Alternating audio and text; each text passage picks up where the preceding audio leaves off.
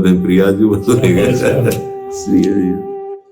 मुकेश मिश्रा जी, श्री हरिवंश राधे श्याम महाराज जी, आपके चरणों में कोटि कोटि प्रणाम। गुरुदेव, आपकी हेतु कृपा से इस दास का जीवन निर्वाह हो रहा है। नित्य सत्संग से आपके द्वारा शासन इस दास पर रहता है। महाराज जी, आगे भी ऐसा शासन बनाए रखिएगा। गुरु का शासन होता है उनके वचन, अगर उनके वचनों के अनुसार चलोगे तो आपको दिखाई देगा गुरुदेव हृदय में बैठे हैं। अगर आप जरा भी वचन के विपरीत चलेंगे तो हृदय में जलन पैदा हो जाएगी। यही गुरु का शासन है। उस जलन को मिटाने के लिए उनकी आज्ञा पे चलना अनिवार्य। संत सदगुरुदेव शास्त्र की आज्ञा सच्चिदानंद सुख के लिए है। जिस समय आपका निश्चय हो जाएगा कि इसी जन्म में भगवत साक्षात्कार करना चाहता हूँ, फिर आपको कोई नहीं रोक सकता। आप चल, आपका लक्ष्य अगर नहीं है तो विषय सुख मिलने पर आप रुक जाएंगे।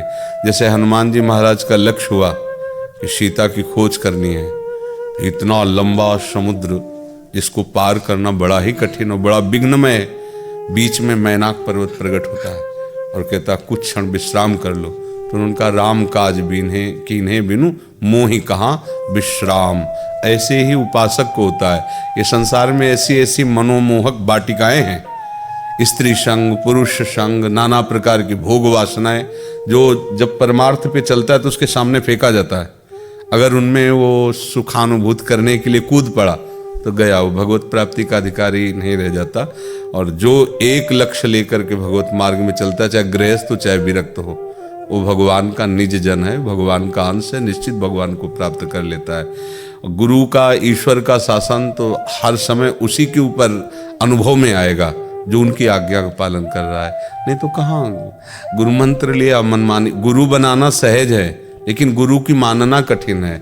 गुरु बनाने से भगवत प्राप्ति नहीं होती, गुरु की मानने से होती। गुरु की मान लो, गुरु को मान लो, गुरु की मान लो, काम हो गया। लाखों लोग गुरु बना लेते, उससे काम थोड़ी चलता है। मनमानी आचरण कर रहे हो, क्या गुरु बनाया? गुरु की बात मान लो तो एक बात से भगवत प्राप्ति हो जाएगी। एक बात में सब कुछ बात आ जाएगा, जितना ज्ञान है सब आ जाएगा। अपने लोग क्या करते हैं कि गुरु तो बना लेते हैं लेकिन मानते नहीं उनकी एक भी बात। तो अपने को चाहिए कि अगर हम एक कदम आगे बढ़ेंगे तो एक कदम का रास्ता तो दिख जाएगा ना अगला।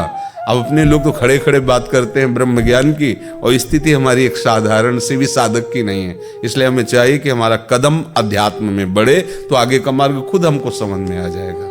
जी। सुमित अग्रवाल जी, बैठिए।